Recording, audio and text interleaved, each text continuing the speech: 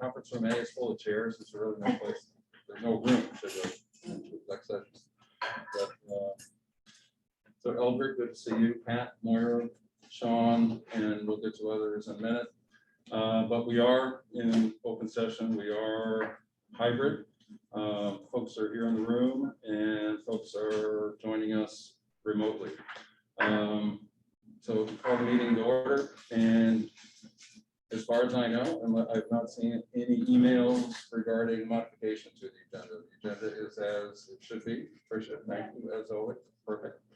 And since that's the case, Moira, we can go ahead with public comment. We have 2 people signed up, and both are going to make their comments virtually. And so the first is Liz Quadrosi.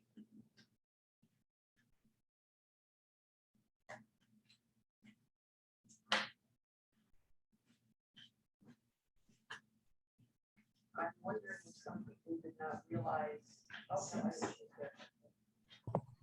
Okay, can you hear me? Yes, we can. Oh, okay, great. Let me just click over here. Okay, so I am reading a statement from my colleague Lexi Hartley, who is a teacher at LACS, and she has parent night at LACS tonight, so she could not come. So my name is Lexi Hartley, and I teach humanities at LACS. I'm coming here with a problem that has always existed in my 5 years of teaching in the district, although has gotten worse this school year. Quite simply, although our school day starts at 9, the last shuttle from the high school usually arrives at 9:15, 9:20 or later. I have 24 students in my first period class. When we start school at 9, I generally have 8 or fewer students in their seats. The rest trickle in over the rest of the period as our buses arrive and they get breakfast. A few days ago, I had 4 students in their seats when we started at 9 and fewer than 10 there by 9:20. The last bus came at 9:25 and students from the last bus who got breakfast came in at 9:35 with just 10 minutes left in the period. This means it is all but impossible to teach first period. Even though we are just 2 weeks into the school year, there are already students who are behind on assignments since they missed most of the class period. Even worse, most of the students who are on the later arriving buses are already marginalized in other ways, and this further reduces their feelings of belonging and chances of academic success. The students who do arrive on time have an extremely disjointed class, as I usually have to reintroduce our content 4 or 5 times during the class period. Everyone suffers. This is especially disappointing because I am pioneering a new curriculum on the African dysphoria this year, and I know the class would be super powerful and empowering if students were actually in the building for class. While I understand, Max, Lexi, please stop. While I understand the district is having trouble with bus staff, I do want to stress that this has been going on at LACS for the 5 years I have taught here. Other staff members attest that it's been going on for more than 10 years, although like I said, the buses are noticeably late this year. Why is it so difficult to get our students to school on time for first period? This is a system problem, not a problem with just having enough staff. I think the best solution would be to have LACS only routes for students who pass by the school on their way to school so they can avoid the transfer situation entirely. Either way, this is unacceptable. I do not know how to teach like this, and I'm deeply uncomfortable with the fact that students in my class might not be successful due to failing on the part of the district. The district is not living up to its claims to provide equitable transportation. As a district, we need to do better for our students. Thank you.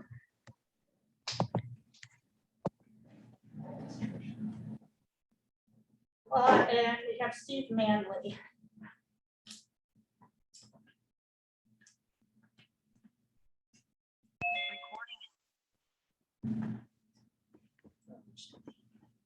Hello, good evening. Thank you for the opportunity. Can you hear me?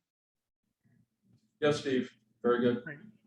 Thank you so much for the opportunity to speak tonight.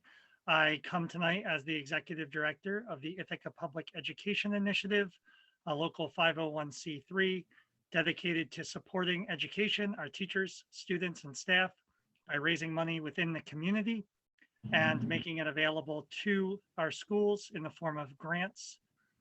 2 notes tonight for this community.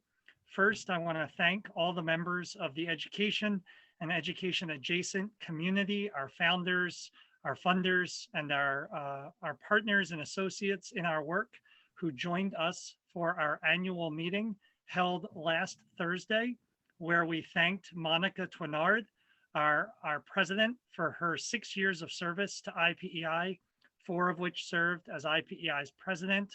She has concluded her term with us, and we thank her for her leadership over the last several years and wish her well. We know she'll stay in our circle and that she thinks fondly of her children's experience in the ICSD and working with IPEI. We also want to thank David Wall, who finished his term of service with us as a parent in the district still.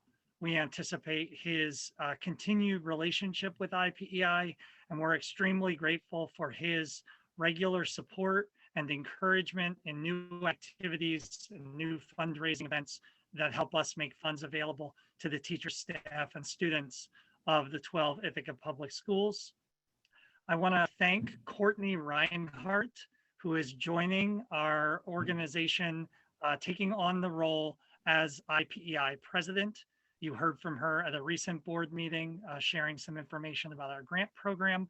We're excited to have Courtney. She's been on our board for several years now and is stepping into the role of president. We want to thank her for that leadership that she will show and the volunteerism that she has shown in the last several years. I look forward to bringing her to these meetings and sharing IPEI's work with you and with her. We do have our October grant round deadline coming up 1 week from tomorrow, October 6th. We do set the deadline at midnight, but I'm certain with all of our amazing educators and students and staff that no one will get us in a deadline racing assignment. So we do have availability for grants, Red and Golden Teacher Grant. I'm happy to talk to people and answer questions. You can email me at grants@ipei.org or call the office number at 256-4734. It sends it directly to my cell phone, so feel free to give me a call if you have a grant question in the next couple of days, and our deadline is the 6th. I look forward to sharing with you all in the next several weeks some of the amazing things we can make possible when the community supports our schools and teachers. Thanks for everything you're doing. Thank you to Dr. Brown, your staff, and the amazing educators, staff, and leaders in our buildings who make my own kids and all of our students' days possible. Thank you. Thank you, Steve, as always, for the support of IPI. And further, those were the two. Is there anyone else, Tricia, out there that probably I'm not seeing a lot of people on the attendee list? Kind of a last call for public comment. We'll hear from other folks in a little bit, and so I think we're good. So board responses to any comments? Once again, always appreciate IPI and all that they do, and we appreciate the volunteers that help that organization run. So always appreciate it. Eve, go ahead. Liz, thank you for reading Lexi's letter. I consider her one of the better teachers we have in the entire district. I know I would like to be in a class that she's talking about teaching about the Black diaspora. Obviously, as a board, we don't necessarily have immediate control over the buses, the schedules, the fleet. But we do have our administrators who we rely on to investigate situations like the one you brought up. So I'm going to ask them to respond. I don't see our executives here. I don't see Lily here. I don't know. Lily's at home. Where is she? She's Oh, she's up there. Yeah, she's on. Hey, Lily. All right. So, Dr. Brown, would you like to have? Maybe we can speak briefly to some of the problem-solving strategies we're trying this year. Bob, you want to jump in? Sure. Thank you, Dr. Brown. Thanks for the question. This has been an issue for many, many years. It's been a topic of discussion with the current principal of LACS and the former principal. There's a lot of intricacies into it. The primary issue is the drop-off times at elementary school and middle school, because 7:40 at Caraway, for example, 8:55 at Boynton. Buses can't release kids there to then transfer the LACS kids to the shuttle buses at the high school. It's been particularly troublesome this year. And again, just a few minutes makes a whole world of difference. With some street construction that also has delayed buses by a few minutes, but those minutes, they add up and cause you even greater consternation. We do have a couple things that we talked about recently that we're going to try out, including a combination of buses that might be able to essentially put more kids on a bus to shuttle up there.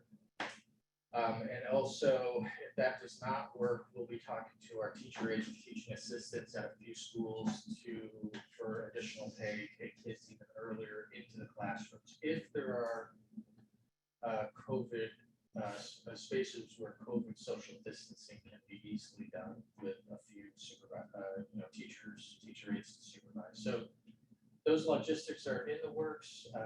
Appreciate the letter. We have been working on it. We'll continue to work on it. Hopefully by next board meeting, we'll have a resolution that at least gets the buses there 10 minutes earlier than currently. Yeah. All right. And we are going to talk about the transportation policy later. We can dig into it a little bit more about what's expected, and I think we can perhaps have a bit more of a discussion then, ask a few more questions if we could later in the meeting. Is that be all right, Dr. Eckert? It's our meeting, Dr. Brown, but that's an opportunity to talk about it more. So hang on for that. Any other comments on the group? Sean, you all right? Yep. Okay. So on to student reps and LACS, not quite there yet, but please go ahead. As we're nearing the end of September, many school activities are off to a really good start. Last Friday, as you hopefully know, the IHS football team had their first home game, as well as the first pep band performance, and it was great for everyone to be able to attend in person. I'm also happy to say that we won. The school play, She Kills Monsters, had a huge turnout for auditions and are currently starting rehearsals. The performance dates are November 19th, 20th, and 21st. The music department is currently planning the collage concert, which is a combined effort between the orchestra band and choir, and will be performed in person.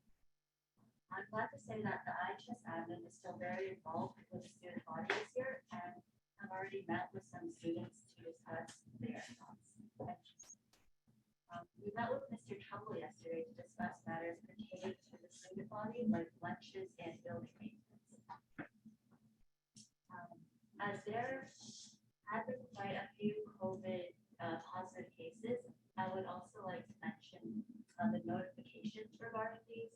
I understand that positive cases are emailed by Dr. Brown to the parents. I think I mentioned this before, but many students have asked if these could be sent out to the students as well as other COVID communication. And another proposition we have as student representatives to the board is for the voluntary submission of students' COVID vaccination status by their parents. If parents and caregivers are allowed to report student vaccination status voluntarily, ICSD schools and the health department would have the ability to contact trace without having to contact parents, and would give more direct guidance to those affected by a positive case. This brings me to another question. Kind of building off Grace, can students who have a class with a person who tested positive for COVID be notified, and who is making the decision not to notify students who were in a class when a peer has tested positive? We know that contact tracing is not required if students are masked and social distancing is maintained, but students finding out about a positive case multiple days later, either through classmates or teachers, is very unnerving. If students were at least notified that there was a positive case, families can decide for themselves if they want to take precautionary measures like testing. These notifications would still provide the student who tested positive with the privacy they need by leaving their identity anonymous, but students would feel much safer in the classroom. We just learned earlier today that there will now be access to voluntary weekly testing for students. This is a great step forward, but it still holds true that updating students on COVID positive cases in their classrooms is of the utmost importance for students to feel safe in school. Adding on to what Avon said, there's a high demand among the student body. People in classes to be notified when a classmate has tested COVID positive. In fact, just this week, we conducted a survey for ICSD students asking if a student in your classroom tested positive, would you want to be notified? 336 students responded, and out of those 336 students, 321 ICSD students said yes. They would like to be informed if a student in their class tested positive. Responding to the survey, one student said, I personally haven't heard about cases in the school, only through parents or friends. Another student wrote in saying it was frustrating they don't tell us about cases. Yet another wrote, I understand the privacy and all, but I feel as though we have a right to know a bit of info. And a fourth student responded saying, I would want to protect their privacy but still know that someone was positive. This is but a snippet of the responses we got and clearly demonstrates that this is an issue at IHS that students would like to see addressed. Another proposition we have in order to remedy these concerns held by a lot of students is for the district to allow students who tested positive and their families to waive their confidentiality and release their identity in order for them to do that voluntarily. In order for students in the school to be able to make decisions for themselves beyond just the contact tracing protocols over what steps they want to take, because I might be in a class with someone who's tested positive, but if I don't know who it is, I don't know if they sat right next to me. But since I was wearing a mask, I wasn't contact traced, or if they sat on the other side of the room. That would alleviate a lot of people's fears and anxiety, and would also prevent the spread of all of this information via word of mouth, which is happening too often and make the communication incorrect. So another thing that a lot of students are disgruntled with is actually also the state of busing currently. We know that's not exactly under board control, and there are outside influences such as we know that there are drivers right now. But currently the situation is leading to hundreds of students standing outside of the high school at the end of the school day, packed like sardines, waiting for their buses to arrive after the school day has ended. And many students are also complaining of bus routes running much longer than usual and getting home late. So I guess we're wondering what more or what is the district doing to remedy that as well, and not only getting to school on time as well.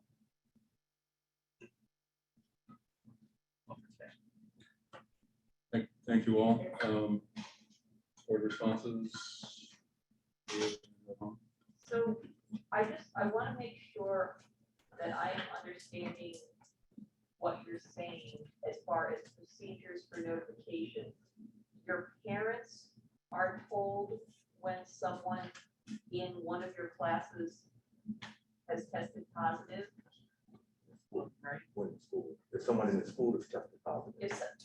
If someone, so parents are told that if all parents in at the high school are told when someone in the school is tested positive, contact tracing It's done through the health department, through the health department, with our support. not through the school. That's correct.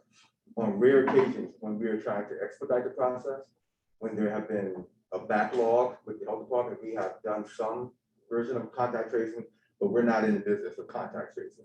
Okay, yeah, I mean, that is a level of health information that we don't have the staff for.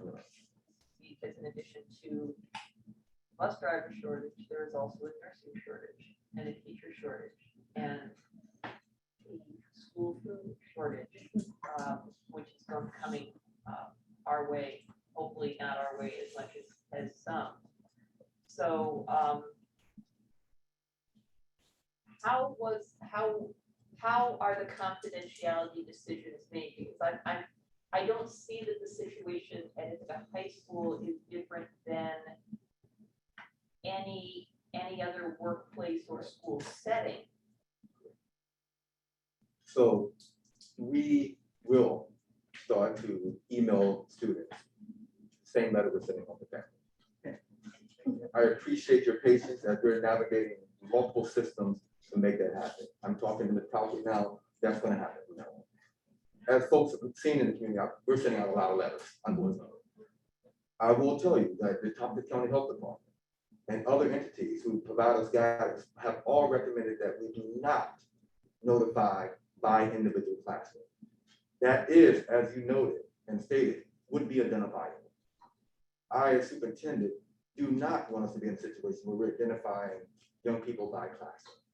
And I know the anxiety that comes with, just like the anxiety when we're in Target, and I won't say right now, and other places in our community, when there are folks who are potentially positive that we have come in contact with.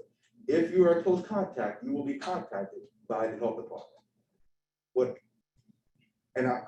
And we can sit down and talk afterwards at another time. There are a number of other reasons why I would not want a young person's medical situation to be identified amongst peers or anyone else in this community.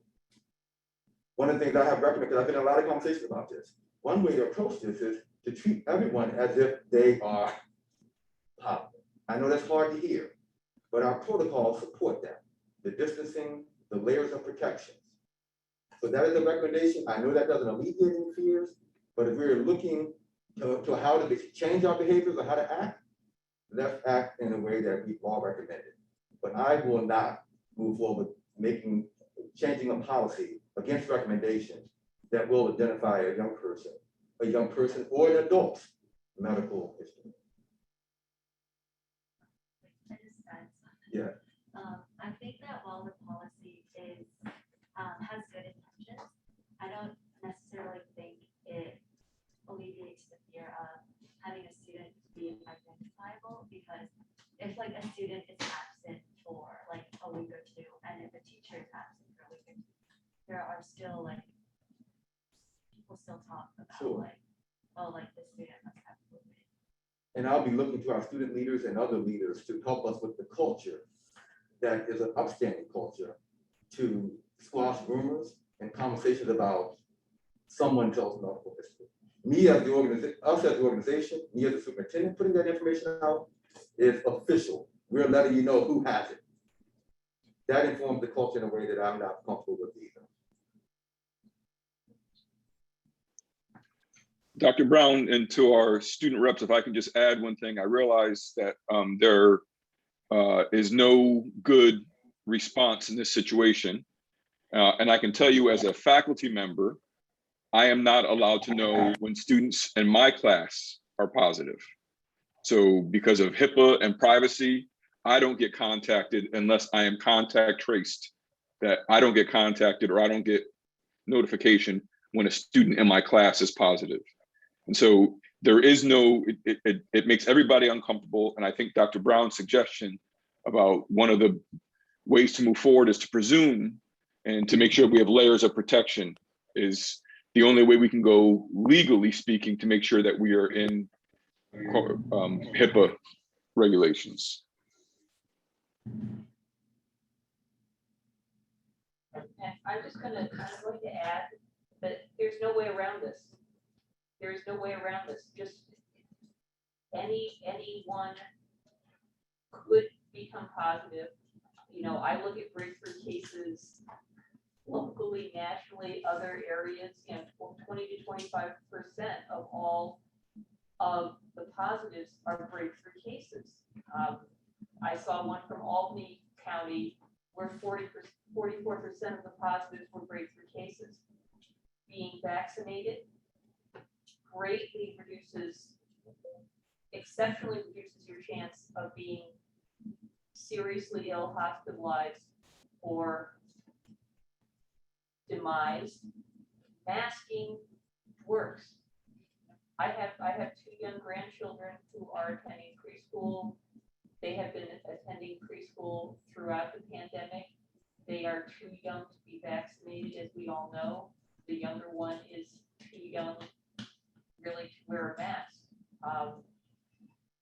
There was a positive case in my older grandson's class. The whole family quarantined, everyone got tested. The grandson was wearing a mask. No one else in that class contacted COVID. Masks work, vaccinations work when people have them. And that's what we got right now.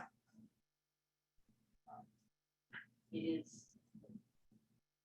is something that we have to be concerned about. It's really scary. I'm scared every day. But we do have privacy concerns, health concerns, and laws governing that. I think our intentions make it clear. We don't want anyone's privacy rights to be violated against their will. We don't want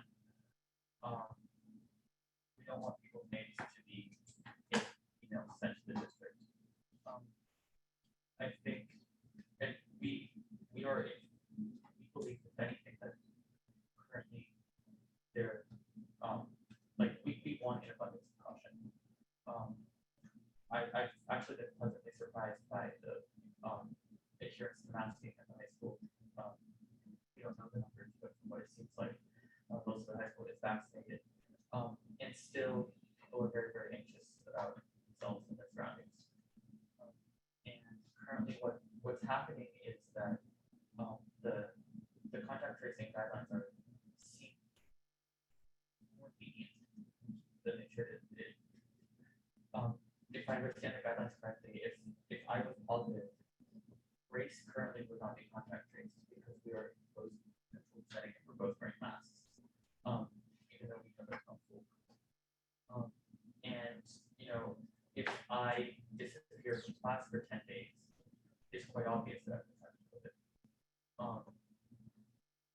So we just want, and then because Grace and Aton don't know that, then there just becomes a thing of mass confusion where people are like, I was sitting next to that person, but I don't know.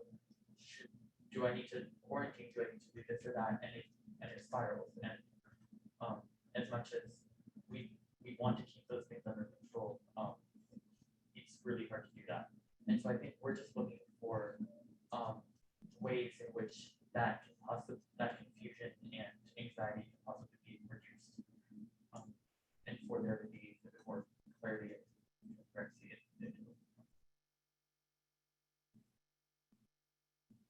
Personal health records don't always come with clarity and transparency, and there are laws. Right now, none of us are epidemiologists on the board.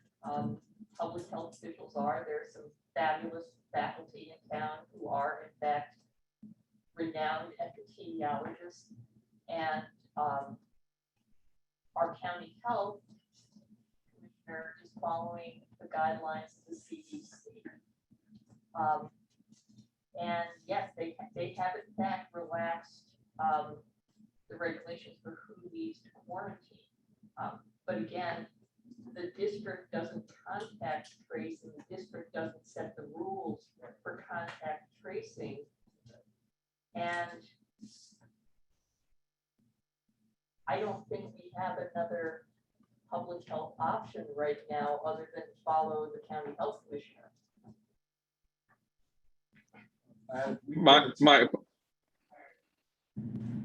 Go ahead, Sean. I'll be brief. I, and I'm sure my board colleagues, completely understand everything that is being said without question. And so the only thing I can say at this point in time is I'm sure our administrators will take the recommendations into consideration. If there are things that we can do, we'll continue to try to do everything possible. We are in a global health pandemic that does not provide us with best options. I struggle with this on another campus. We struggle with the district. We continue to try to find the best options that are available to make sure that folks are notified and safe. And all I can say is that there aren't many good options. It does not mean that we're not exploring ways to be inventive and creative to try to provide safety for all people. But to Adam and to the students who have spoke, of course, we completely understand your concerns. We're all living them, whether it be on school or in workplaces. We're living them as well.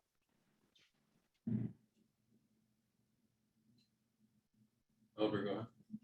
I was just gonna say that we know as school board members, over the time we've served, Adam and your colleagues, student colleagues, we've had to engage with county entities, with state entities, and federal entities that don't seem to be designed to work best with students. Saw it with Lebanon, seen that in other examples where there was a huge disconnect between the normal standard operating procedure and what we need, right? Which is highest priority for us is keeping young people safe. So I am going to ask our leaders, once again here publicly, to ensure in their conversations with our local county health department that they are taking into consideration unique circumstances, our students, especially in high school and middle school. Elementary is a whole nother ball of wax, but we know you are different than college students. We know you're different than people like them. So the best we can do is ask our leaders to make sure that our local county health department is hearing this.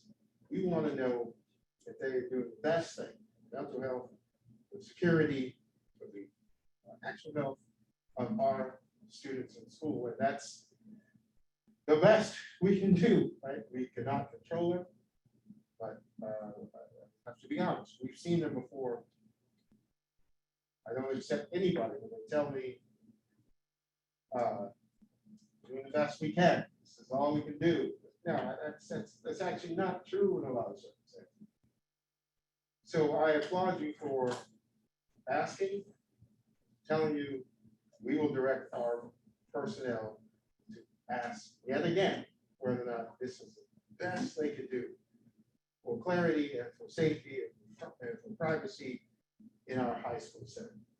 That I promise you. Answer comes back that they're gonna stick to the status quo, and this is what they're doing in all 700 school districts across New York State. We're gonna have to eat it.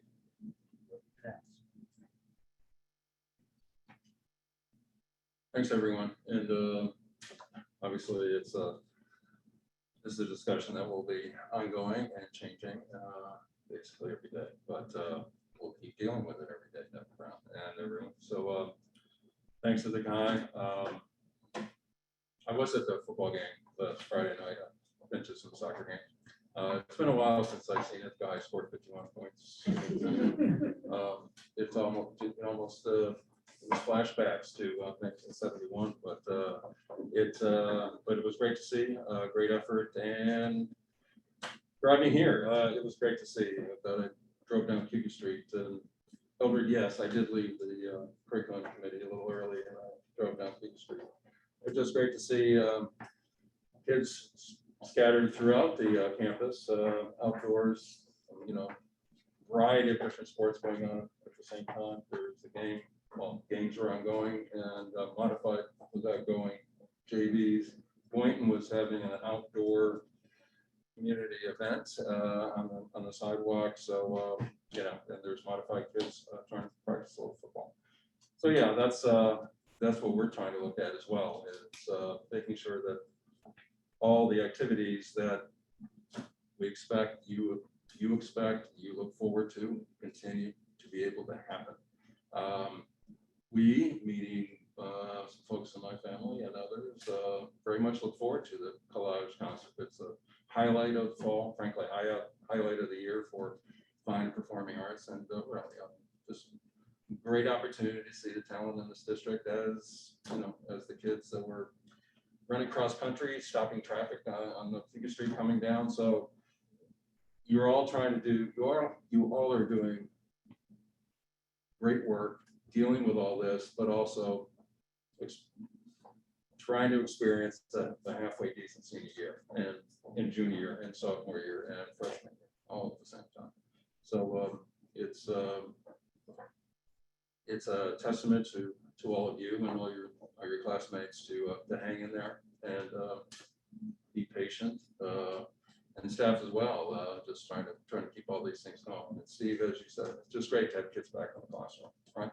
And so we're just going to keep trying to make that happen every day, and we'll deal with whatever we need to deal with. And but to that point, part of that making that happen is the consent agenda and a bunch of stuff that we need to deal with before we can go on. And so if we're good, let's go to consent and we can keep moving. I'll move the consent agenda. Thanks, Moira. Second. Oh, you please.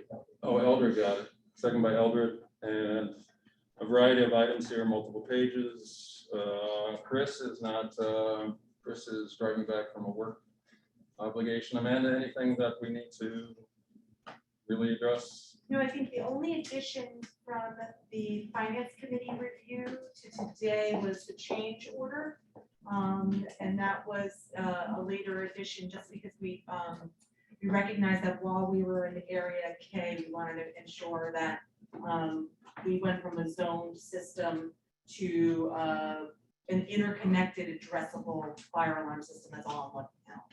So, and that's an area K. And massive renovations are going on at your lecture hall as we speak, right? That's right. Okay. That is going from literally the lecture hall style to 2 separate floors of learning space. I can't wait to see it. I've been spending a lot of time in that place. Please look at the website. Yeah. You will be able to see some fantastic photos of the ongoing work of all of the areas of the district that are undergoing renovation. And anytime you see sort of that little logo for the capital project, just click on that and keep clicking on, you know, the area that you're interested in, click again on the picture and we'll take you to full online photo albums for you to see, which is pretty fantastic. When is York supposed to be completed? December. Yeah, December, January, so we'll say winter, Okay. you know, extend. Hopefully not next. But That's right. you never know, but we'll talk about committees in a few minutes perhaps, and we might touch it based on that. Any other questions? There was personal reports, or I think there was, right? Another thing, maybe there wasn't. But anyway, are we good? We're good here.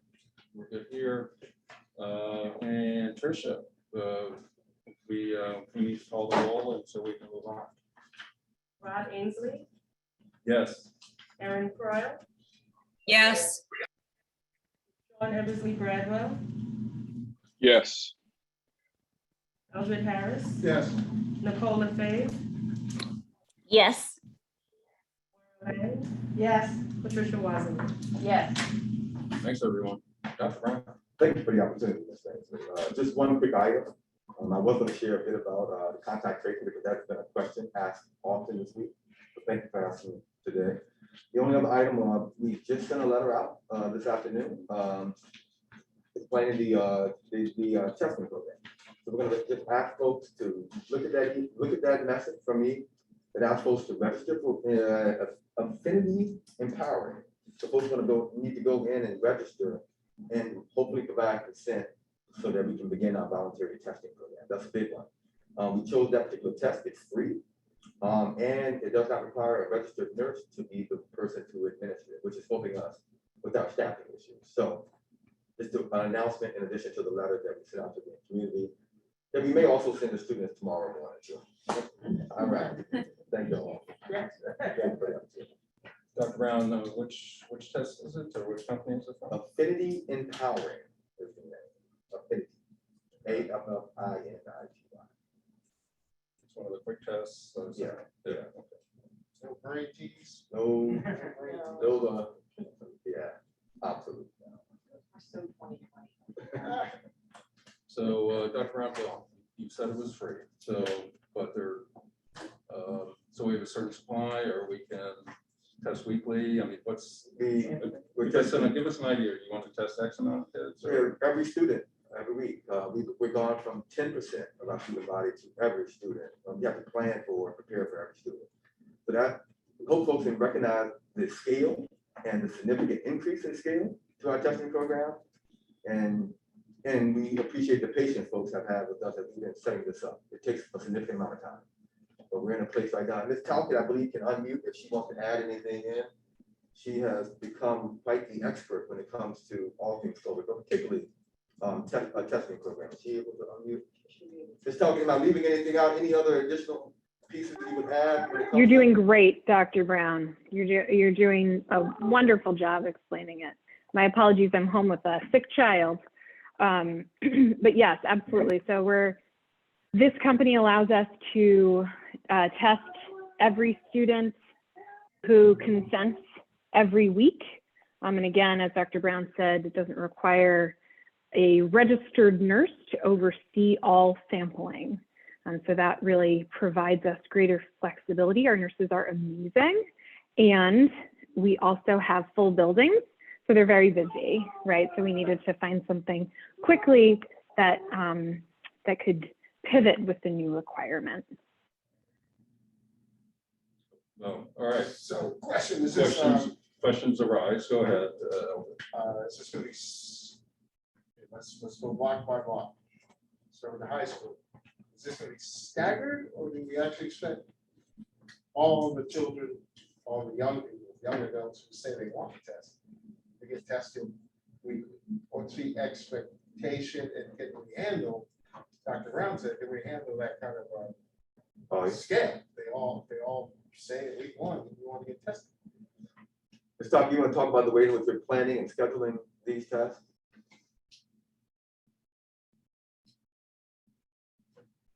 I hope so. It is staggered. No, we won't be doing it everyone at all at one point. But we are staggered. Similarly to what we did last year with the 10%, it was rather random. Right. We will have a schedule, but we will know who's going to be tested. And does this testing regimen also apply to the kiddos in elementary and the middle school kids? And if so, every student. Every student. Okay. Yeah, All multiple thousands of students. Thousands. So elementary kids obviously going to have adults.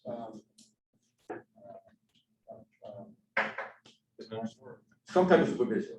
Right. Yeah. Supervision. Sometimes you have to sign for it, and that's going to require a different level of management because they're running in a circle. Yeah, no, we're bringing in some additional support to do that. Got it. Now, is this a rapid test where students know within a few minutes, or is this like an overnight turnaround test? We should know pretty quickly, yeah. The rapid. We should know likely within 24 hours, Pat. So it's a PCR or an NAAT test. So it is the quote unquote gold standard of testing still. And because Affinity Empowering is a national company, they won a grant through the federal government for school-based testing. We overnight FedEx them overnight, all of the test samples. And there are 2 samples per individual. One is for pooled testing purposes, and one is run for individual purposes when and if one in the pool is positive. And will this be a case where only positive responses, like only a diagnosis of positive, you'd only contact those students? Like you wouldn't tell like 5,000 students that you're negative. You're negative. I mean, that's what Cornell does with supplemental testing. You're told, you know, you can go on your website and get the results, but we will only notify you if you're positive. Correct. So Affinity Empowering, you can go in and access the results, but there are several of us throughout the school district, nurses, principals, other district personnel, who have access to the positive results. We can respond immediately. I'm just gonna ask our IHS students if this will help to alleviate a little of the anxiety if you can get tested every week. I mean, I go once every week or two just to make sure. I hope it'll be a little bit helpful to the anxiety. Yeah, I think this will be great. From what I know right now, you can't get free testing from the county sites just because I think that like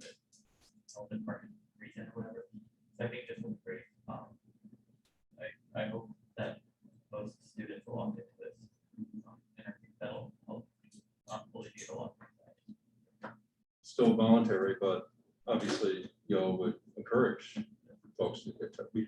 Again, we can't make folks get vaccinated, can't make folks test, but go ahead. Would students be required to register for this like at the beginning for like a weekly program, and then they like once they're registered, they go every week or test to come in on any given day that the tests are offered and ask for a test? Good question. I don't know. Lily, can they request a test? I don't think so, correct? Like, can they register same day, get a test just for that one day? So Adam, I think I heard your question. It's a little quiet, my apologies. But caregivers, right, if you're under the age of 18, your guardian would have to register, right? Register the student. And the company produces the labels and sends those to us via FedEx as well. So it likely would take a little bit of lead time in order to get that as part of surveillance testing, but they're of course equipped. They're always printing them from the most current numbers that they have. That's my understanding, and the current folks who are registered. And then if students are symptomatic, that has been up and running since last week. Again, our nurses and Carrie Burke, Dr. Melissa Dindali, our partners at Cuba Health Systems, BOCES, and the health department have been wonderful. So if you're exhibiting any of the symptoms of COVID-19, before you leave school, if you're at school, and before you leave school, you can get an anterior nares swab, and we will send it to the Cuba Health Systems lab if your guardian has consented to that type of testing. So just to confirm, you can't like register for a test and get one the same day. It would have to be in advance. Yes, because there's snail mail involved, frankly. Yeah. I'm assuming that you're gonna put kids on a schedule, so like the same time every week, they would know to go for their test. That's right. Lily, I just want to clarify one thing if I heard correctly, that there are two types of testing that are taking place in the district. What you were describing is surveillance testing or, sort of a proactive testing. But folks can get tested the same day if they feel like they have symptoms. Did I hear that correctly? Correct, yes. And I would say the CDC, New York State Department of Health, et cetera, they no longer use the phrase surveillance testing. They're really talking about screening testing. So that's really open up to asymptomatic individuals. And then there's symptomatic testing that is same day if you have a headache, if you feel nauseous, right? Those kinds of things. If you have consent on file, we can administer that test or collect that sample, and then families can have access to those results within 24 hours through Cuba Health System. I just have a quick related question. I've been reading about Governor Hochul wanting to get vaccine clinics into schools across New York State. Are there any plans, or have you heard anything about ICSD being able to get vaccine clinics, or do you think this is not necessary? We partner with the health department support to do vaccine clinics. So I anticipate we'll be doing more, particularly the resources that they're providing us. Yeah. Okay. If the governor is involved, I would think it would be in the higher density population centers, the bigger cities first, or they usually don't throw money our way initially. I mean, just. It's already been happening. In some of the smaller, in Maine and well, they just had one, so. Yeah, you never know. So, there you go. Probably a matter of time. Another question about testing, but not about students. So for unvaccinated teachers and staff, they have to be tested weekly.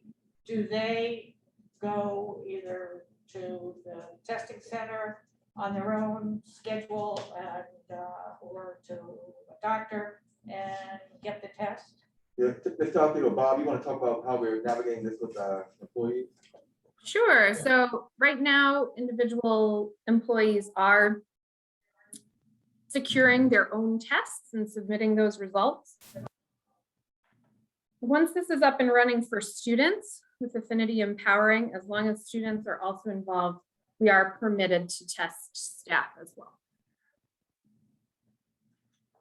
Right, I was going to ask if eventually this will be rolled out to staff if they wanted to do it on a weekly basis. So, all right, so that's after the kids comes staff perhaps. Okay. First things first. Can I ask a question also? I just had a question. For the testing, I'm still kind of, would this be done on school property? And if so, would students be taken out of class and like miss instruction to get tested, or would there be a designated time during the day, like before school, after school, for students to get tested, maybe during the lunch period? Yeah, that's actually exactly what we're planning on doing. So offering it earlier in the morning and during lunch periods. Those are our initial plans, we'll say at least, right? And things may have to shift, but we're very cognizant of minimizing teaching and learning time for young people and for staff, of course. Right, we're cramped enough as far as teaching time as it is now with scheduling. Well, I think I lost my question, but yeah, well, I think Can I offer a suggestion, if it's possible, if it's legal, if it's tactically appropriate, can one of the high school student reps meet with you or Lily and make sure they understand exactly the parameters of this pilot program, so they can help us spread it throughout the high school and avoid misinformation, avoid fear, avoid confusion. We see the kind of questions they ask. They can be our best avatars if we put them in the right position.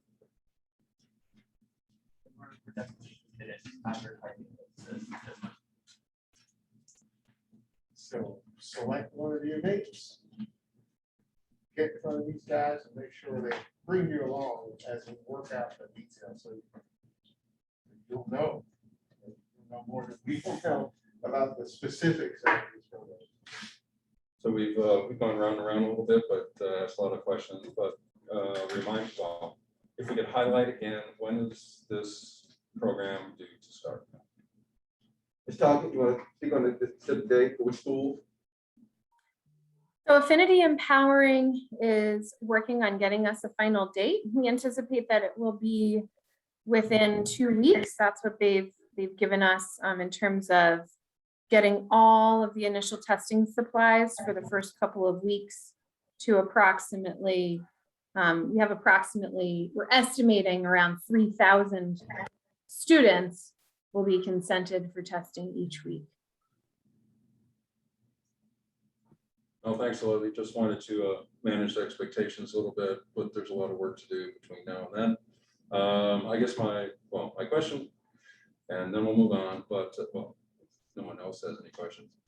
You mentioned, we're going to provide staffing to do the testing. It's not going to all fall on the nurses. So who is the staff? Who are these staffers? So you said more resources, or is the current staff is going to step up, and obviously there's training and all those things. We're advertising now for folks, but we have secured a team of folks right now. Let's talk, you want to speak to the makeup of that team?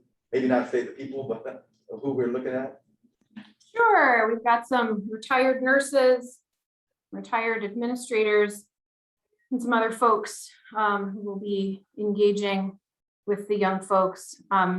Very likely some of us from central office at the beginning to really support, knowing that anything that's new and different will require some additional help and person power. I knew I had a question there somewhere, so I just kind of wondered. So, okay, we look forward to getting it all worked out and getting started and making use of this program. Yeah, Right. All right. Thank you. Thanks, Dr. Brown. That was the longest Dr. Brown report that we've had in a long time. When will this testing start at school? We don't have an exact date yet, but hopefully within the next 2 weeks. Are we good? Okay. Sean, do we want to do committee updates? I mean, we haven't really done it yet this year. Are we going to punt? Moira, do you want to do committee updates? You wanna- I think it's a good idea. All right, I think Moira thinks it's a good idea, so Moira, why don't you start? Okay, so, It'll be good just to, as we go down through, just give us an update on who's chair of the committee and what you're doing. And, I am chair of the Human Relations Committee, and my fellow board members on that committee are Chris Malcolm and Nicole LaFave. We have met twice since our July reorganization meeting. So we met in early August and early September, and we'll be meeting again next week. It's next week. Yeah, I guess it's next week. For another meeting. So we focused quite a bit on just being updated and asking questions about hiring, about vacancies, have discussed strategies for filling vacancies, which, you know, we heard a lot about staffing shortages that we're experiencing as our schools all over the country. We've received some inquiries from members of the community about either turnover district-wide or turnover in individual schools.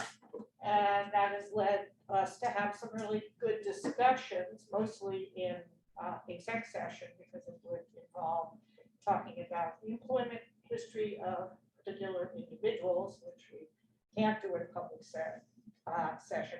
So it's been very informative, I think, for the board members to understand and be able to ask questions, some of the factors that lead to turnover, either folks leaving the district or moving into different buildings. So that's what we've done so far.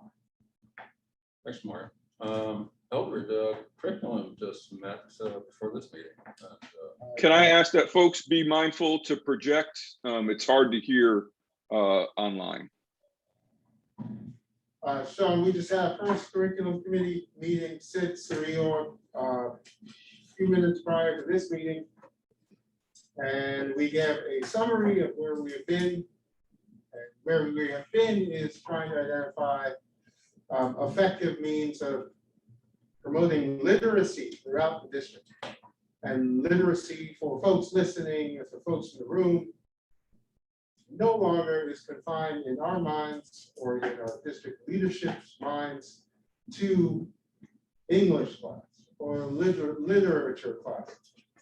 We now mean literacy writ large in science, in mathematics, in social studies, in entrepreneurship, in the physical studies. And we learned just today, at least I learned just today, that we have a new, I don't want to call it a program, because that implies it's coming out of a box. We have a new system of literacy engagement that we're trying to roll out. So we're very excited about learning more about that. We've asked our executive when the time is right to bring that to a school board meeting so we can explore it, so we can all investigate it, so we can ask the questions we always ask.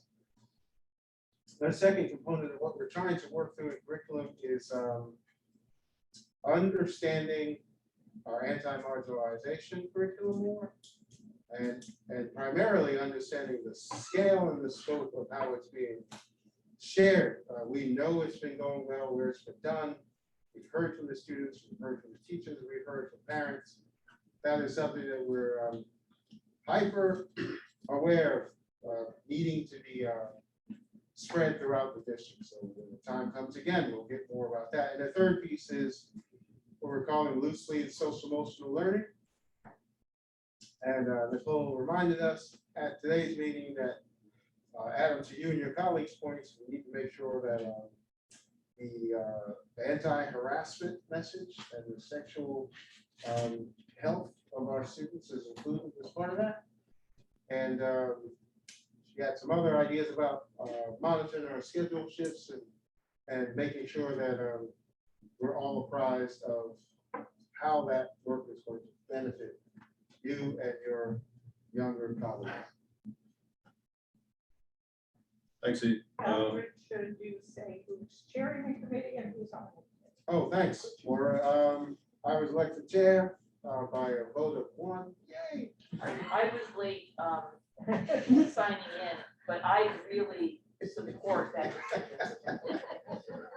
So the other board members on our committee are Pat Wasaloo and Nicola Fave and myself, and we're looking forward to getting deep into some curriculum weeds this year. And E, Nicole did vote for you. All right. So She did. vote for you. So, well, thanks, E. Legislative advocacy.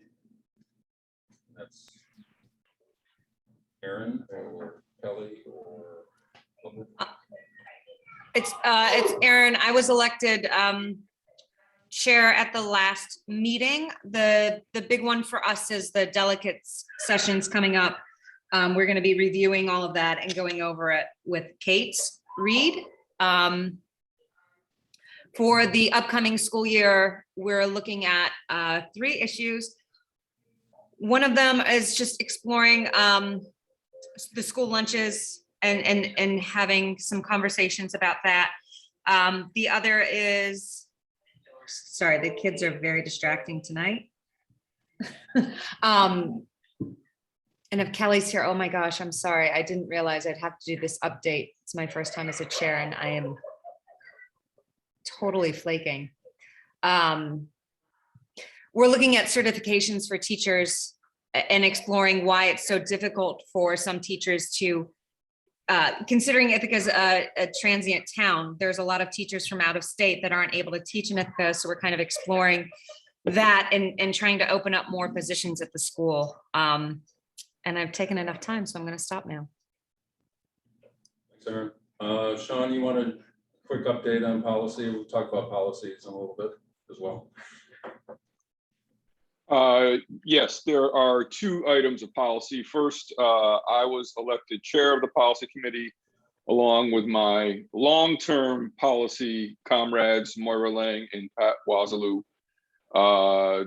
Most recently at our policy committee, we had a conversation about the legislative advocacy committee and should there be a policy about when the subcommittee should receive full board approval prior to moving forward. That was actually a recommendation from the previous chair of the Legislative Advocacy Committee and former board member Ann Reichland.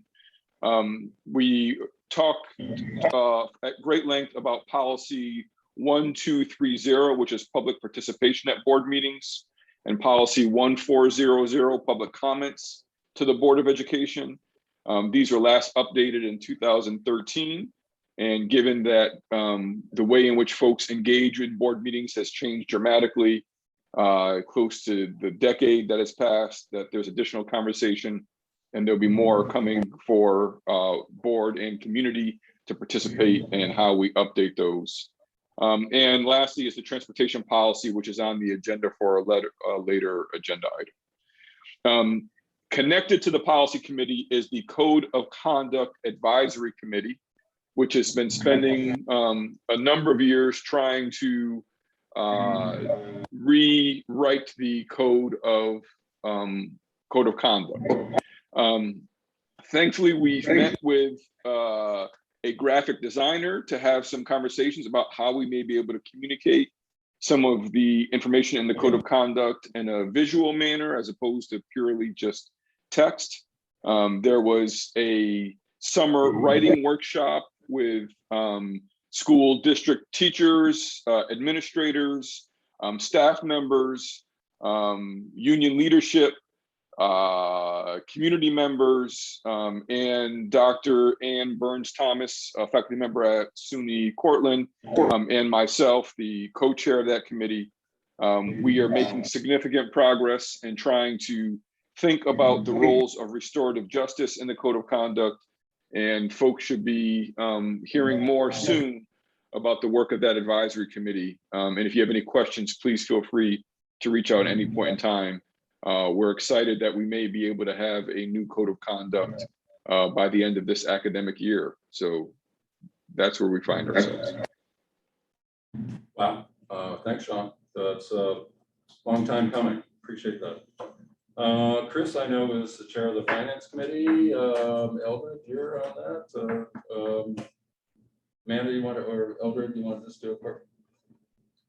Had a great presentation from food service last finance committee. I'm trying to remember other food service, what we actually discussed. Oh, Amanda can chime in, because I know I'm going to forget something. We did have a great presentation by food service about the content of our food, about the challenges that she has faced in accessing all of our great food, and how lots of orders have had to be placed well in advance. How she's had to scramble to get other resources to continue to feed you the delectable food that we serve you every day. We also had a fantastic presentation from an external company we have a relationship with by the name of 3+1. And basically what they do is same thing we wish we all had access to. When you have a couple of dollars in a saving account, you don't want that to sit there, because in this financial environment, there's no benefit at all for putting money in the savings. They take that and they actively scrub it, work with it, so that that money, public's money that we have sitting idle, is no longer idle, and produces value. So that was fantastic for us to learn about and experience, and they're doing very well by us, given what we asked them to do. And if there was something else that was great, I mean, I don't know. Good, man. Good.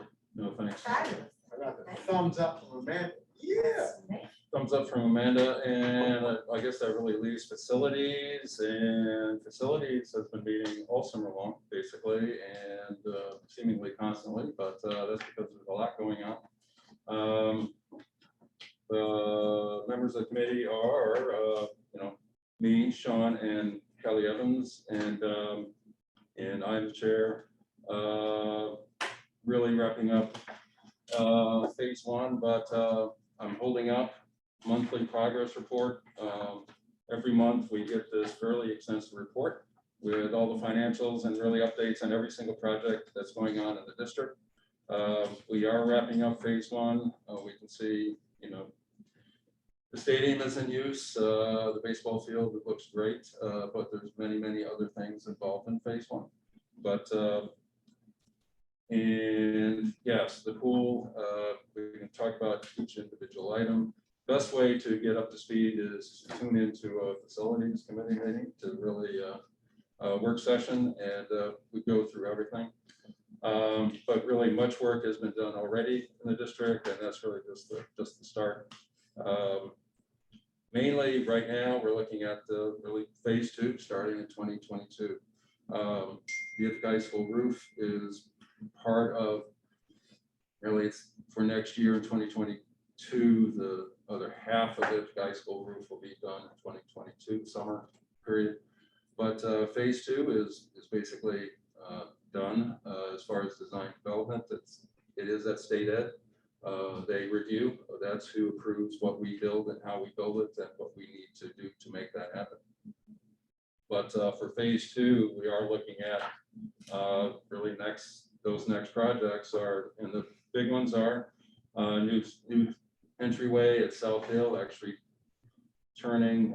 flipping it for South Hill, a brand new entryway for South Hill, fairly substantial parking lot renovations. LACS, a new entryway for LACS, Point and DeWitt entries, and the middle school theaters will be redone this time. So Enfield is going to have I think we're doing the Geothermal. yes, thank you, Chief.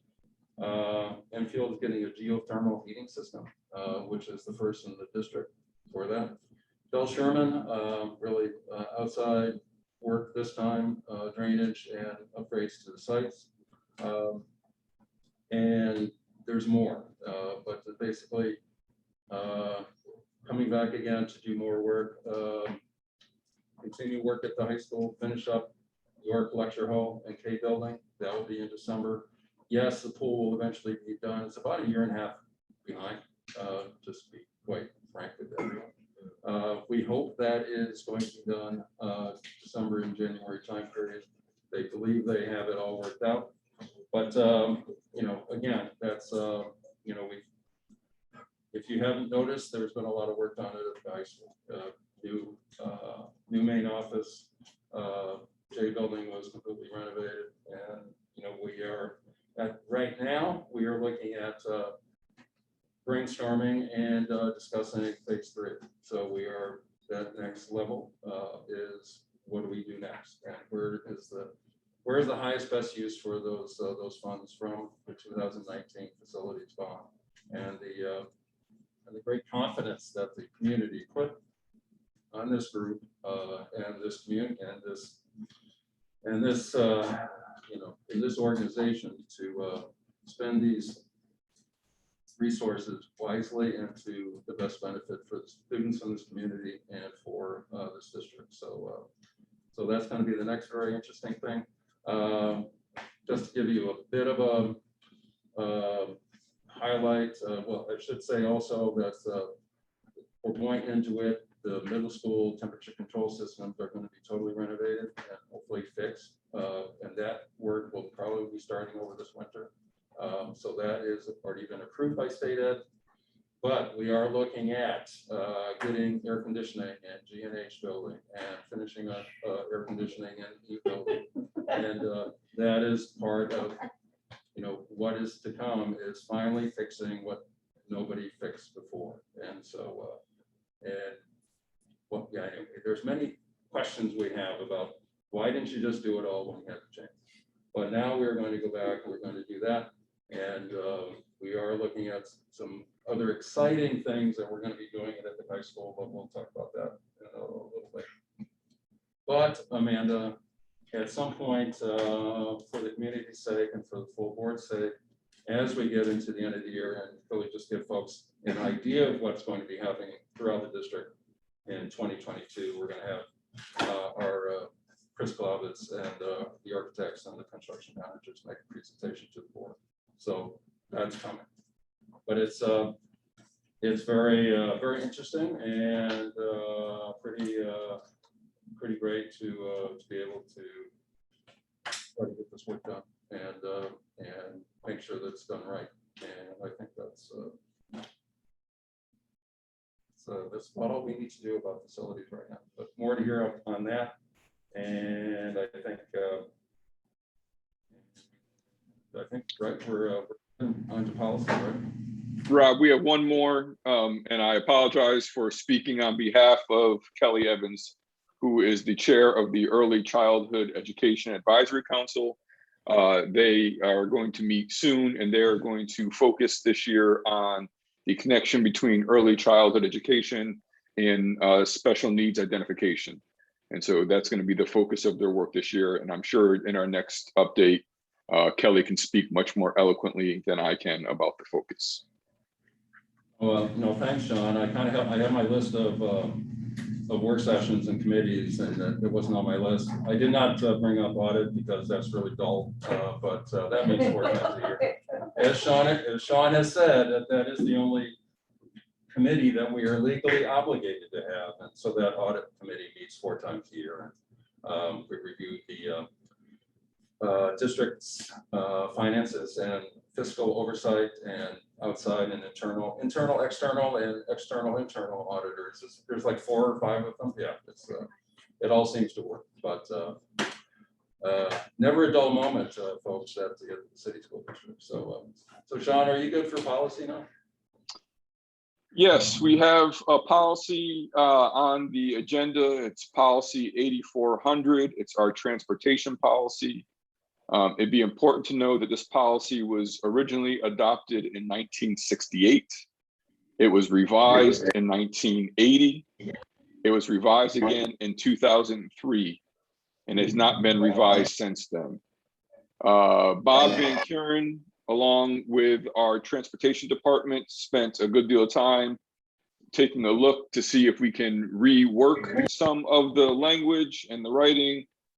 We've already had this policy up for a first reading. It is now on the agenda for a second reading and adoption. And so folks can take a look at it. Kelly or Trisha has put it into the board docs. It's on the in the agenda. And Pat or Moira, anything that you would add to this policy? Well, I just mentioned that although we don't currently have the staffing levels we would like, the language of this policy does address a number of the concerns that you brought up and that teachers have brought up with regard to inadequate bus service. And so if nothing else, it shows our good faith effort to try to address these questions and issues as they arise. And also, transportation policy is extremely complex. There's a lot of working parts. Some of the areas of concern have been, as Pat indicated, already identified.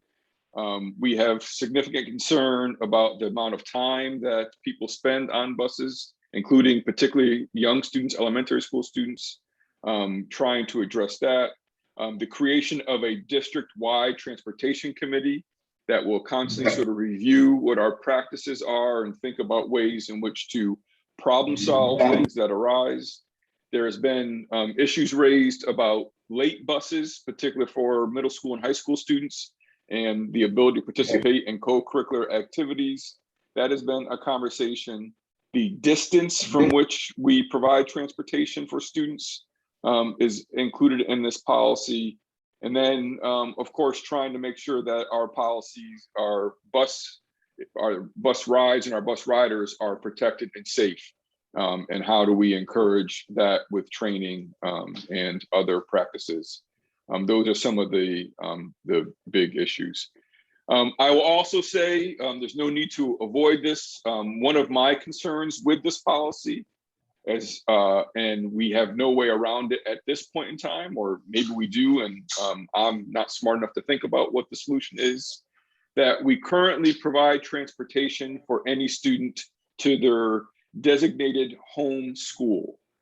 If a student chooses to open enroll into another school, transportation is not provided. I recognize that as a system of inequity, that you need to be of some privilege to be able to provide transportation for your child to attend a school. It's not your home district. And it creates some concern for me about one, either the practice of open enrollment, and two, our inability at this point in time to provide regular transportation for folks, as our student reps already said, without people waiting, but our inability to provide transportation for anyone who may open enroll into another school. So I felt important to say that as well.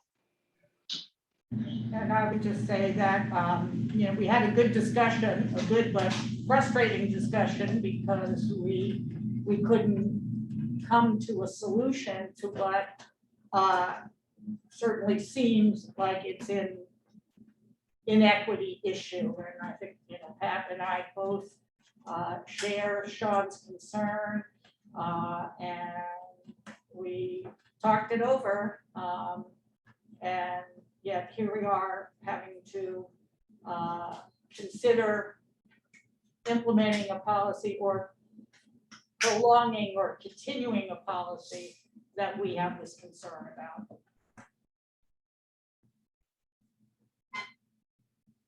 You can always eliminate open enrollment. Well, that was part of the discussion.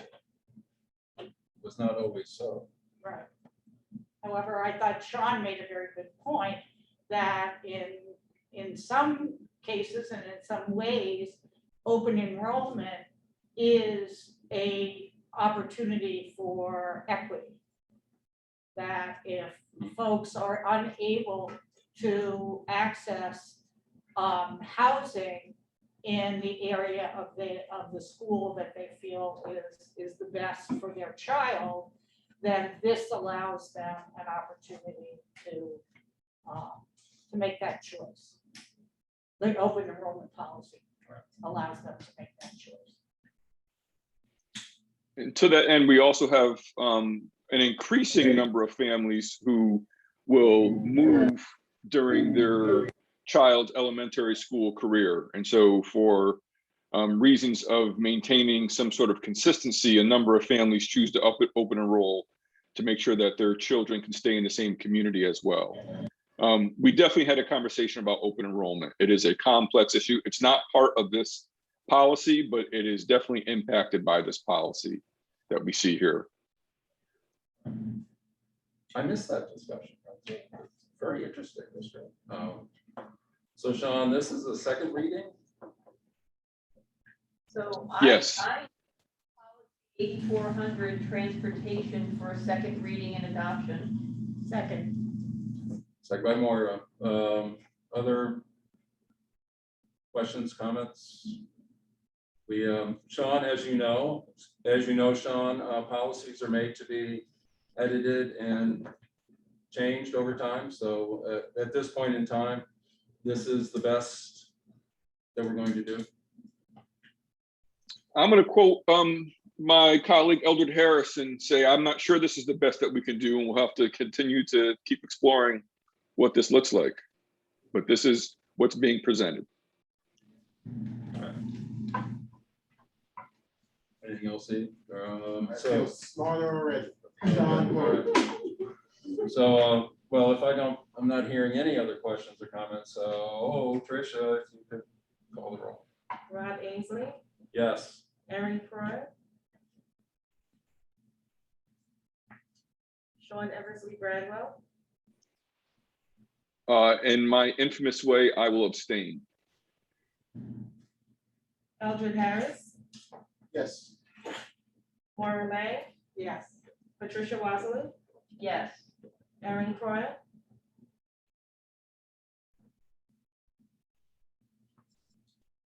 So how many votes did it get? 5. Good.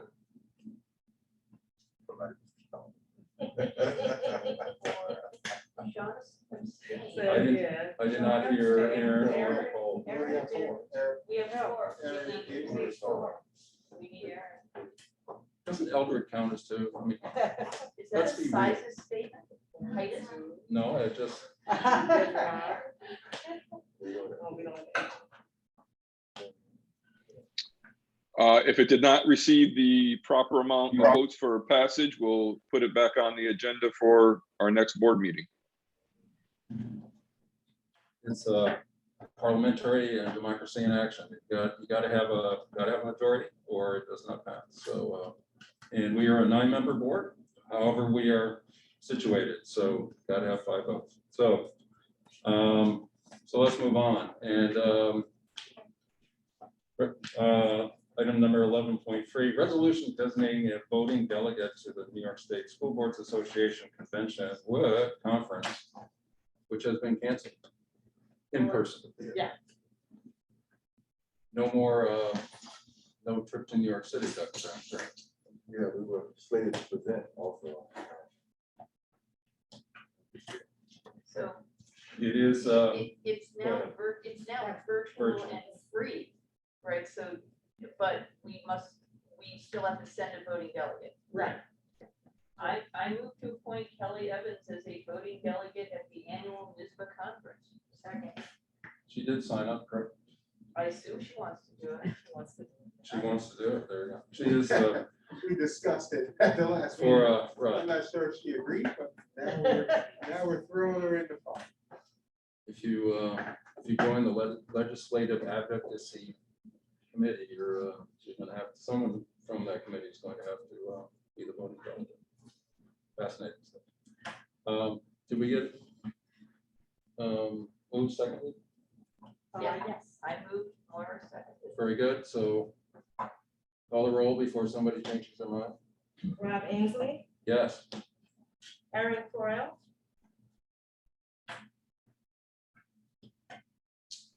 Sean Eversley Bradwell, Yes. All right, there you go. Eldred Harris, Yes. Moira Lang, Yes. Patricia Wazeman. Yes. Thanks, everyone. And for the next item, I certainly hope we will have 5 votes, but it is, Steve, you're going to go to Morocco again. Yes, we hope. So I have to say, I'm excited to talk about the trip. I'm also interested to hear input from the board. I'll start with the good news. We have 24 students signed up. Once again, we had over 40 applications. So we are limited by how many we could take.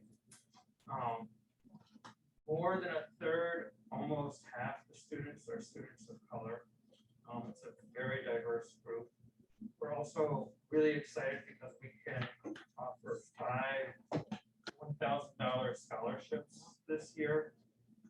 And we're looking at a full scholarship for one student who is living independently of their parents right now.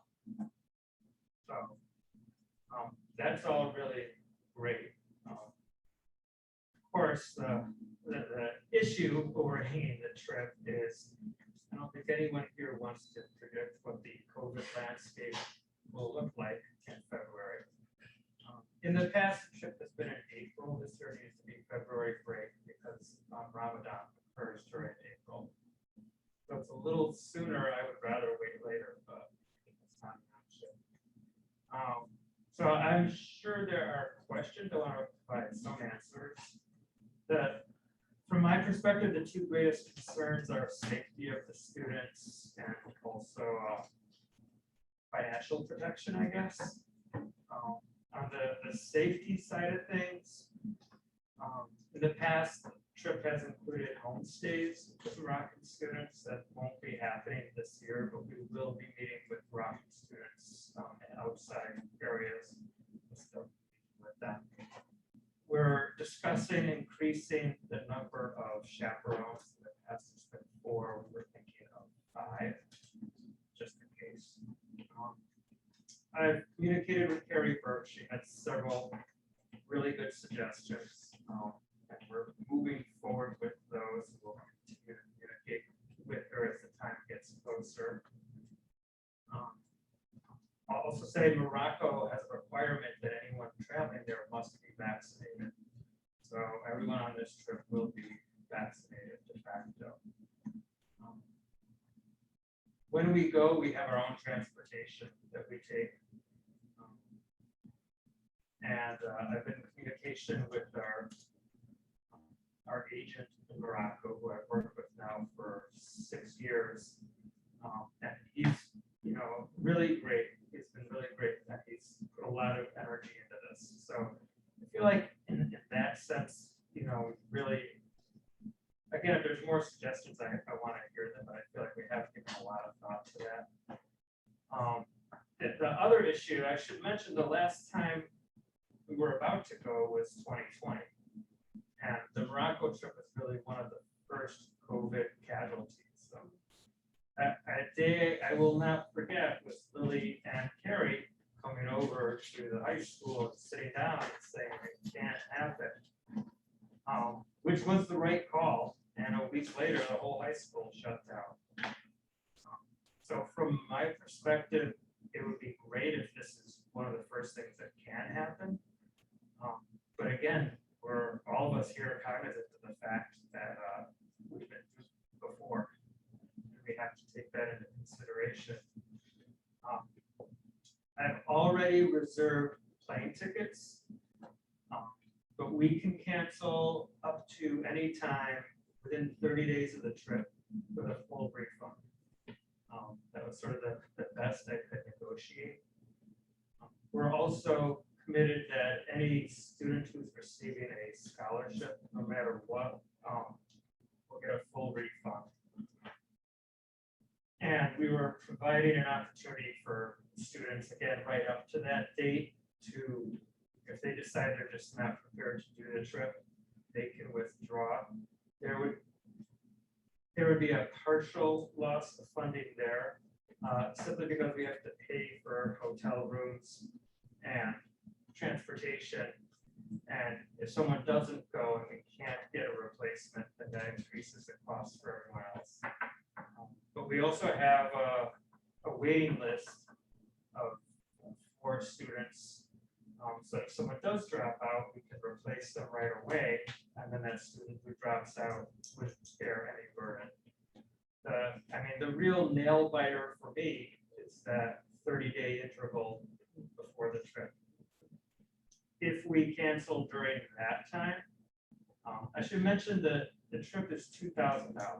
And basically $1,000 of that is airfare, and $1,000 of that is food, housing, transportation. The food, housing, transportation, no matter when we cancel, we can get a full refund on that.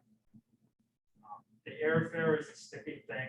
Within that 30-day window, if we cancel, the airlines will guarantee, you can get a ticket anytime during the next year, but they won't refund. When we canceled last time, we fought tooth and nail with that airlines, and we did get a full refund for every student. But they have made clear now that they've had a year plus experience with this situation that that's not going to happen again. So it's really important going forward that we communicate clearly with students and parents, and we will be doing that. Our first student meeting will be next Wednesday. We basically meet each month leading up to the trip. And that first meeting will focus entirely on health, safety, liability issues. And then we will also be having communication with all the parents so that they know, what the risks are and what the sort of cutoff dates are for committing or not committing. So sort of where we are right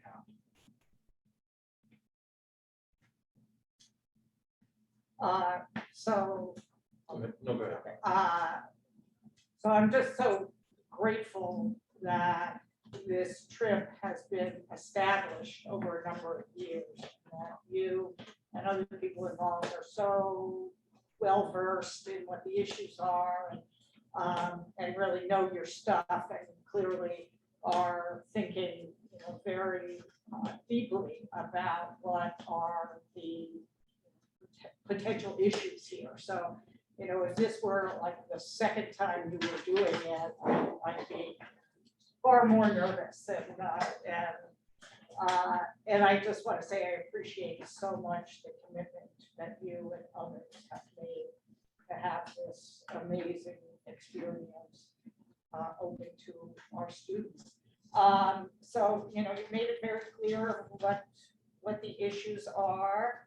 And I guess, my takeaway about the 30-day for the airfare is that, we may be looking at, the 30 days before, out of an abundance of caution, we have decided this. Anyway, I just have one question. So what's your process of selecting the participants out of 40 applicants? That's a good question. So participants submit an application, and there's a few essay questions on there. But over the years, we've been really careful. It's sort of interesting, the applicants have really changed. And the first year we did it, I would say I knew like 70 or 80% of the applicants. They mostly came from my classes, or Todd Noyes than they came from his. This year when I looked at the applicants, I did not know the majority of them. And other teachers who have been involved are Elizabeth Campbell, who does AP English, and Matt Prokosh, who does AP Social Studies. None of us knew any of them. And then I talked to Alexis Lord. Several of the applicants came from the AVID program. She had really promoted it. They sort of come from all over the place, which is great. And that's really encouraging. In terms of looking at the applications, I mean, we're not just looking for like who wrote the best essay, they're thoughtful questions. For instance, there's one, you know, have you ever been in an uncomfortable situation socially or culturally, how did you deal with that? And we actually have a lot of students who have been in difficult situations and sometimes continue to be, and some of those students are not students you can find in AP courses. So they can actually write some really touching essays about that, and that means a lot. Another question was, why do you want to go on this trip? And that one really got to me. You know, usually you get a lot of, well, I heard about the food or whatever. So many students wrote about the impact that COVID has had on their lives and spending a year in their bedrooms. And they just want to get out and go somewhere different and just see something. I know the feeling. Yeah, and like, I wish we could bring all of them because that really resonated. Thanks. Go ahead. Reiterate Moira's thanks for you guys making this happen. Steve, I think it's so consistent. Everyone here was here the first time they came sat at the table. Yeah, that's a long way away. We can only hope that things are somewhat calm by then. I have threatened with coming on the trip for years and being the eighth wheel, but I will come. If you're looking for another chapter, this might be the year to do it. And we can talk about this much more offline, but I have lots of really good contacts there, live there, engaged in this kind of thing with students and other adults for decades. So we'll talk more about that offline. One question I have is, how did the groups that you have worked with in the past survive the COVID experience? Or did they? Are they just reconstituting, or did they manage to do something in the last few years? The groups in Morocco, Mhm. you know, it's I guess it's the teachers that I work with had a really hard time because, like us, they've been remote. They don't have the resources that we do. They've lost a lot of students. The school we're working with right now is a private school, and they have better resources. So they're in a really nice location. It's in the mountains. They're a little more isolated. They're not in a big city. But Morocco, like a lot of the world, you know, it's not an issue of people not wanting to get a vaccine. It's an issue of not being able to get the vaccine. I guess that is an advantage of being in a monarchy. The king says, I got him now, and everyone's going to line up. They pretty much line up. So I'm really hopeful that, you know, they've just started a massive rollout. I'm just really hopeful that that will continue going. That they've been pretty good all the way through. But, hard to know.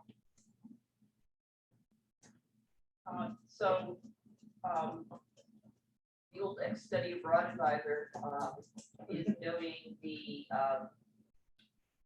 level 4 travel advisory from the U.S. consulate, do not travel. So my first question is, is there any legal liability for our district if we're approving a level 4 do not travel? And are you assuming that the level 4 will go away with? Yeah, we're not going if it stays level 4. Yeah, But I will say that a month ago it was level 2. And like a lot of places, they just got a Delta surge. there was, I saw the spike, which is now falling Which is as now falling. precipitously as it rose. Yeah, so I'm hopeful that that will go back down again. We would definitely not go if it's a level 4. Would it go if it's a level 3? I would, you know, I would have, I mean, these are very serious questions. No, when you're talking about health and absolutely. safety of high school students. I mean, to answer that as best I can, so that our departure date is February 18th. Right. 30 days before that, let's call it January 15th. Yeah. January 15th, I really want to meet with Lily and Carrie and say, what do you think? And I think where I stand now, I actually don't know how level 3 is defined. My inclination right now is that I would not want to go if it's a level 3. If it's a level 2 and we say, let's go, and then a week before we're going to leave, it changes to level 3. I mean, the US government has been putting like 3/4 of the world on level 4 with Delta. Yes. And, you know, and people are traveling and vaccinated people seem to be doing well. Morocco's a little more complex, but at the very least, I mean, I would want to specify that we would not approve it if it were at level 4. But there would, I would think, have to be a new level of waiver for families that we would want to have district council look at. Yeah, I mean, you know, all college study abroad programs have very strict protocols with State Department warnings, even for faculty and staff for travel, not just for students. And have lots of people in this town know what they are, so it's not like we would be pulling something on them. A lot of people have to deal with that in their work. Yeah, no, I mean, I totally agree. I don't want to do the trip if it's dangerous for students, obviously. Can we ask Sean? Sean, can you chime in here? I know you have shepherded many young people in your role as an MLK advisor. What's happening with IC's planned trips abroad? I'm very hesitant, and that includes our study abroad programs. Though I will say everything, all the questions I had for Steve, he's answered without me asking any questions. So seems to be well planned about what's going to take place, and knowing that we probably wouldn't be able to make a decision until the date gets closer. So Steve, I've also taken trips with students to Morocco, and like Eldred, I'd be happy to be an additional chaperone. Just let me know. You know, we don't even need the students. I think No, it's an amazing experience, and I looked at your itinerary today as well, and that's the exact kind of you know, cross-cultural experience that we want to have. I do hope, and I would presume that there would be some additional work to give people some cultural information prior to traveling, so it's just not a tourist trip, if that makes sense. And last time I talked, Steve, that was part of the program, correct? we plan to have a virtual exchange with the Moroccan students before we even go, and that'll probably be at least a couple times. Yeah, so as one board member, I have faith that you'll keep an eye on it and you'll keep talking. We will not allow to put any of our students in jeopardy. So I appreciate the work you've done so far. And just as a point of clarification, level 3, high level of COVID-19, make sure you are fully vaccinated before travel. Unvaccinated travelers should avoid non-essential travel to this destination. So these are COVID levels 1, 2, 3, 4. You know, there's CDC levels. The State Department also issues levels of warning that are going to impact travel. So I know you'll be checking. Thanks, everyone. And Steve, I appreciate the due diligence. And for me, I look forward to when the students come back and give us their impressions of the trip. And so I look forward to that. I look forward to you all being able to go, and more than happy to go ahead and pass this today. And it's going to be up to other factors that possibly would cancel it, but I am going to assume they're going to go. And I appreciate the opportunity for the kids. And I will say that I will not volunteer to be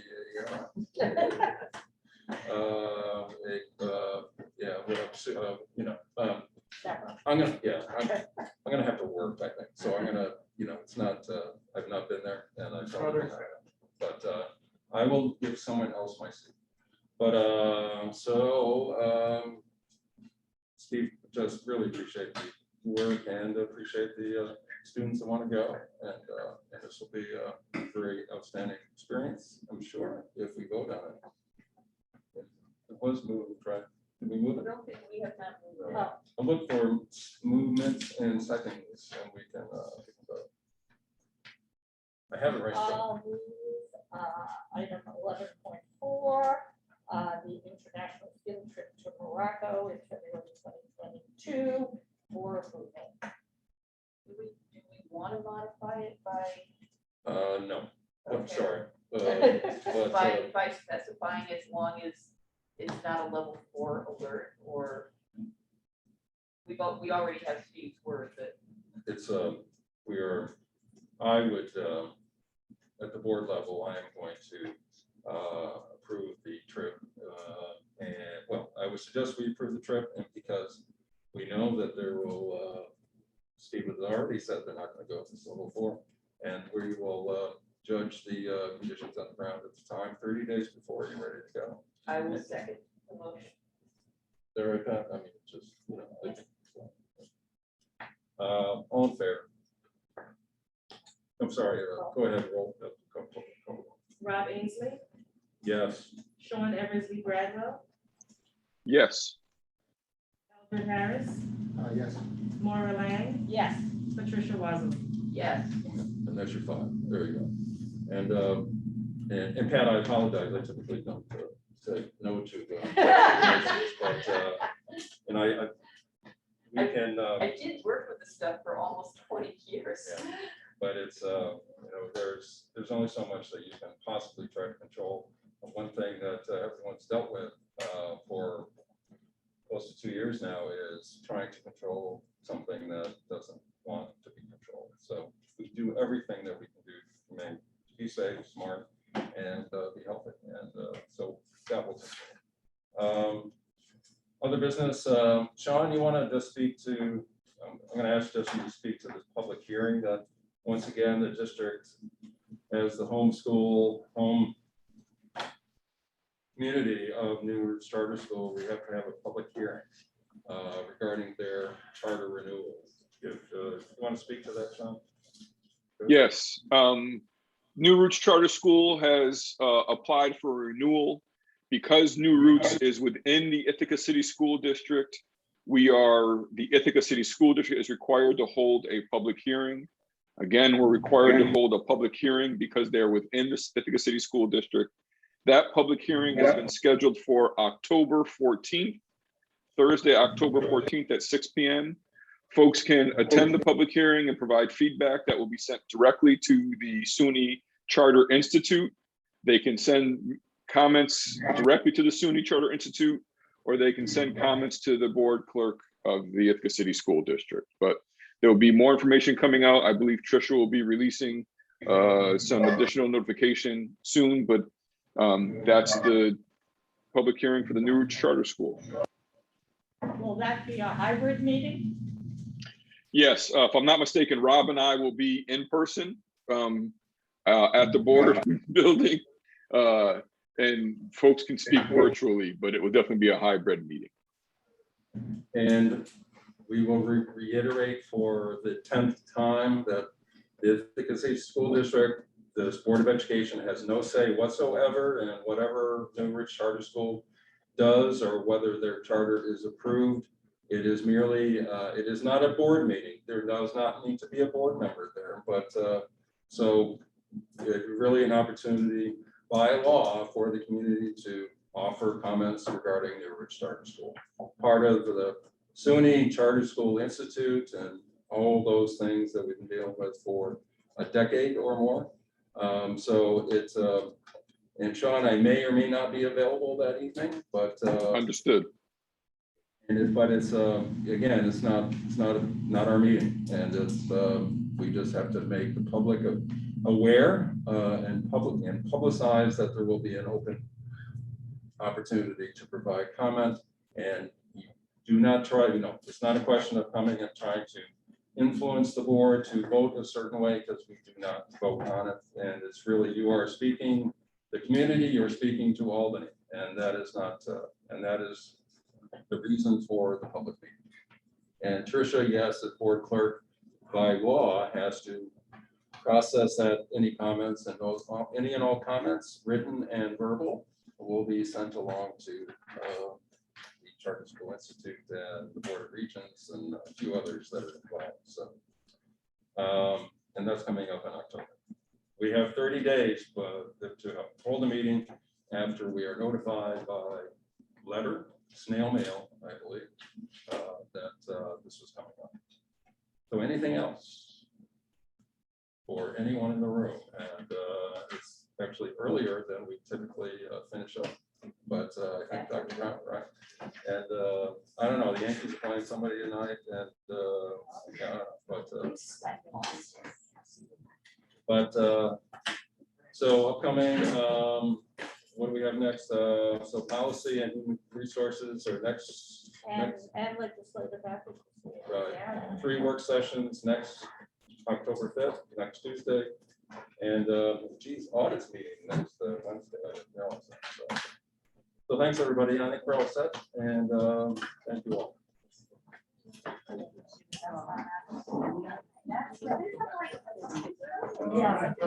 all. Have a good day.